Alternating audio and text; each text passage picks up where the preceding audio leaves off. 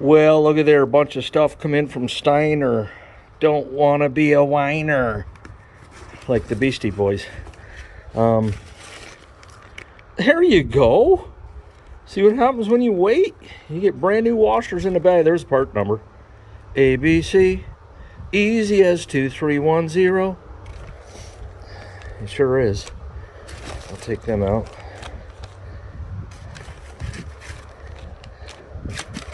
Anyways. Then. Get out of there. Hey, imagine that, a hose kit. Battle of the Bulges over, though. Oh, I went and bought a brake lock assist kit, too. So we're going to pimp this ride.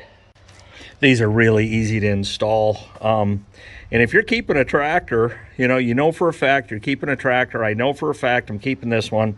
Throw one of these on it.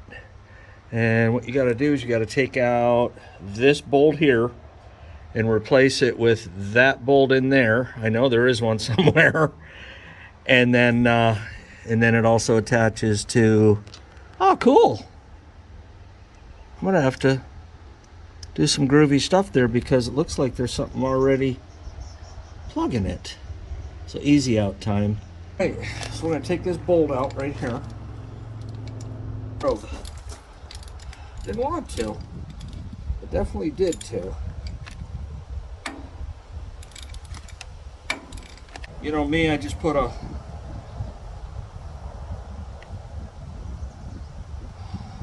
smells fun.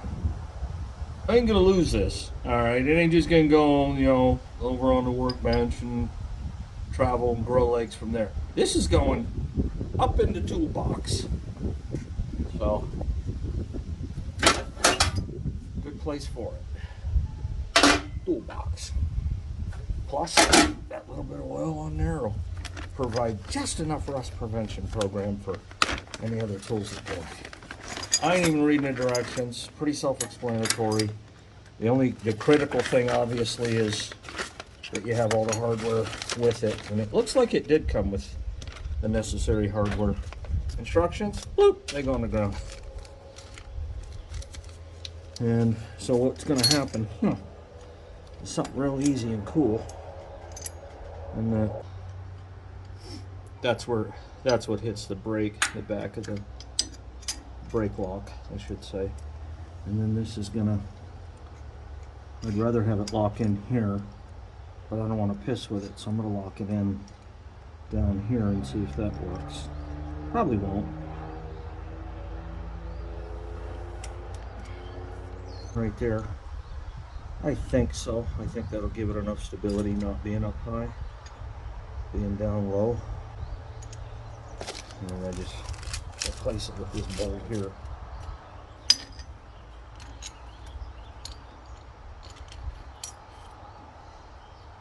I mean, this is, to me, this is a nice piece, Get it installed, paint it after it's installed. Screw it, don't want to just get it on there and see how it works. There you go, you see it. Locks are on in. Good to go. Yeah, take that out. And put it back in. And I know you're going to say, well, that goes in the upper one. Well, right now I'm not going to drill that out. For now, it'll go right here. And I think it'll work just fine. I don't know, I'm going to actually look at the instructions.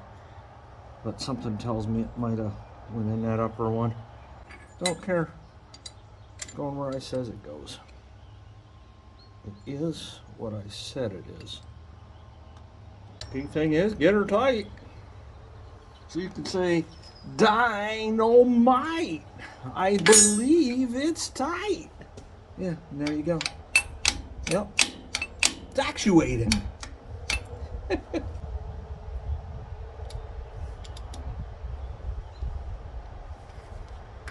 That'll do. Yep. In that top one or not, still works. It's stable too. So you know what to do. test her on out. Walk her on down. Oh, no kidding. I'm missing a brake pedal spring. I didn't even know it. I'll be ordering those today.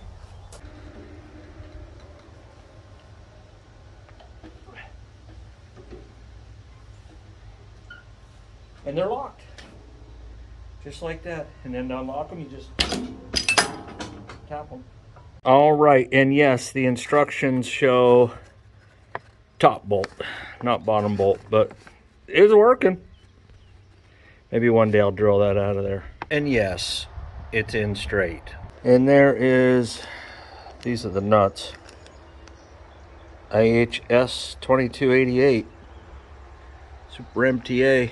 New gasket, new studs, new nuts, new washers. We're going places. Now what I'm going to do is put just beyond hand tightening them, and then I'll bring the torque wrench out and I'll go 25, 25, 50, 50, and that's by the book. Some guys are going to argue, you know, and I agree, you know, if 55 worked for you, go for it. If 45 worked for you, good luck. But by the book is 50 pounds, 50 foot-pounds. You wanted me to get an extension? Okay, I'm down. So they don't turn no more. So there you go. Here's an extension. 2.5 footer. I overkilled it for you extension fanatics. All right, this is my torque wrench. There are many like it, but this one is mine. I did set it to 50 pounds. This is a Craftsman, and I will be putting an extension on there. But yeah, you know, nobody does a lot of talking about these because they don't use them a lot. And the fact of the matter is that the last time this one was used on the engine rebuild on the Lodestar 1600 345 gas engine. And some people will tell you, you know, every 1,000 clicks you ought to have it recertified, recalibrated, or every so many years. I don't know. I can tell you, the only thing I can tell you is this is not at 1,000 clicks. So let's click, click, click and get closer to that. But yeah, Craftsman torque wrench, 1/2-inch drive. I've got it set at 30 foot-pounds. That is going to get me about the halfway mark, which is 50. I'll start center out 30 pounds, 30 pounds. I'll reset it at 50. Done. I'll go through a heat cycle or two, come in, back in, torque them to 50, and I'm done. So I bypassed you guys watching me do the 25 pounds, so I'm at, skipped and went right to 50. There we go. I just come outside.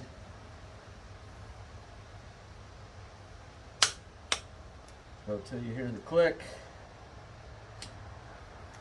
Click it or tick it.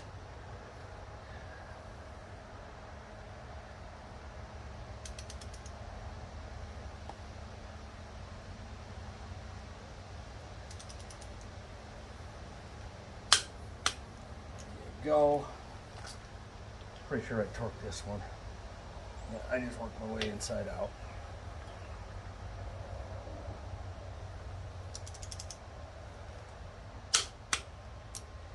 Good to go.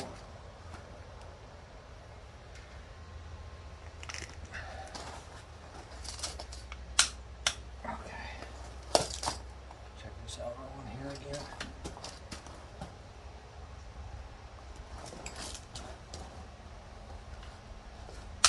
Okay. We're 50 pounds. Next thing I'm going to do is put my exhaust pipe up top here. When I store these, I turn them back down to the lowest setting, which should be 20 pounds. And this is a Craftsman, but this was the one exception to their lifetime warranty. I think this was 1 year, and they did not give lifetime warranty on torque wrenches. Okay, the exhaust pipe. I just hand screw this in. And then I've seen people tighten them using chain wrenches. I use a pipe wrench, okay? Because up top here, you ain't gonna see that anyway because the muffler's gonna be over it. And that's a fact, Jack. I think this is 2 7/8. I don't remember. You guys know, leave it in the comments. All right. Spur on home. Bring it on home. Yep. This sucker in dry as a bone. I'll just touch it a little bit with the pipe wrench again up top. That should be good. I think we're looking good, man. Got to put the studs, the carb to manifold studs in, and turn the gas on. Button up the seat. I really don't see any reason why we can't run. Oh, I got to get rid of the battle of the bulge right there. But that's a quickie. Yeah, there you go. Yep, and I just get her snug. Like such. It's not like I'm trying to scratch the new paint on the exhaust pipe, because I am indeed not. That will do it. And then I take it off gently. There's a tiny little bit of marking on there, but the average Joe wouldn't even notice. Tapping into the battle of the bulge. Like I say, I ordered the kit. They sent me 4, and that's the right cut right there. It looks a lot better, and it'll be operational. And then put a new top hose on. This is what he had on there. I just cut it off. All slimy, laying around the garage. Poorly cut. Not on an SMTA. They're on there now for good. Upper, middle. The lower actually didn't look bad, and believe it or not, I reused my hose clamps. Believe that? I reused something. Well, when I changed the hoses out yesterday, I did lose some antifreeze, imagine that. And check this out. It went into an existent bucket. But anyways, last night I went to Tractor Supply and got me some Traveler 50/50.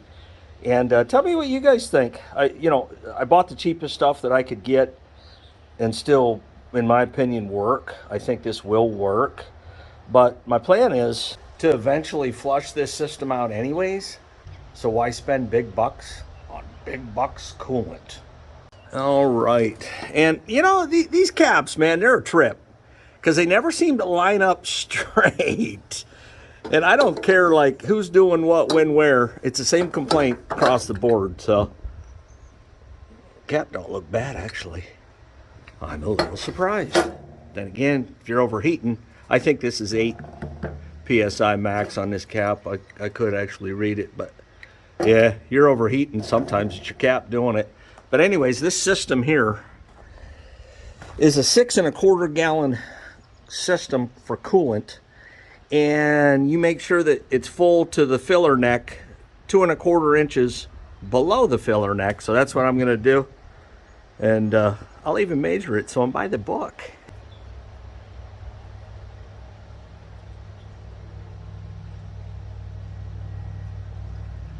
It's still a ways down. What a lot of people do there and just go by the book. It says 2 1/4 inches below the filler neck, and a lot of guys just fill the thing up, and the overflow flows the rest of it out. That's what I did on the 756, and now it's perfect. They say pre-diluted and this and that. Looks a little watery to me. Just saying. I think it'll be okay for now. But yep, we're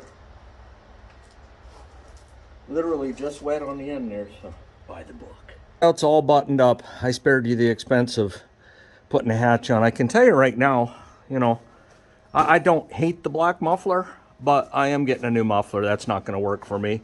It's got a dent in it, and yes, that's going to drive me nuts right there. Crooked as a creek, but haven't started it yet. About to. I say we get it all fired up, see what it sounds like. Regulator's blowing it up, just like that. Woo! I'll be honest with you, it feels a little weird to be up here. But let's go, let's grow. I didn't tighten the battery cable. That's what happens when you're a little too excited.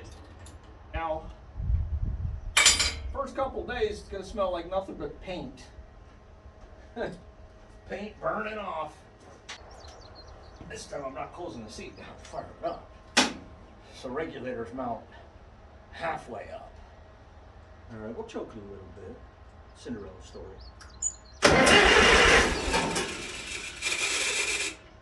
I didn't turn the switch on. I didn't turn the gas on. I gotta stop being excited.